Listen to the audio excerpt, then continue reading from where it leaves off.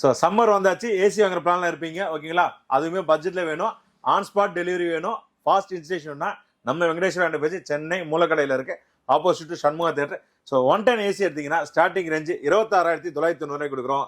ஒரு 110 ஏசி எடுத்தீங்கன்னா 29,990 கொடுக்குறோம்.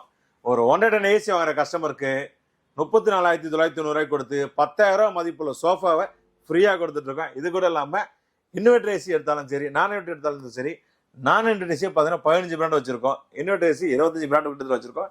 ஸோ ஏசியை பொறுத்தவரைக்கும் மல்டி செக்மெண்ட் எல்லா பிராண்டுமே நம்மள்ட்ட அவைலபிள் தான். ஸோ உங்களுக்கு இன்வெர்டர் ஏசி இருந்தாலும் நான் இன்வெர்டர் இருந்தாலும் 3 ஸ்டார் அந்த 5 ஸ்டார் அந்த பார்த்தீங்கன்னா ஒய்ஃபை ஏசி இருந்தாலும் சரி, உங்களுக்கு அட்ஜஸ்டபிள் ஏசி, இந்த கன்வெர்டபிள் ஏசி எல்லா பிராண்டுமே ஏசியுமே நம்மள்ட்ட இருக்கு. ரேட்டு கம்மியாகவும் இருக்கு, அந்த ஸ்பாட் டெலிவரி இருக்கு.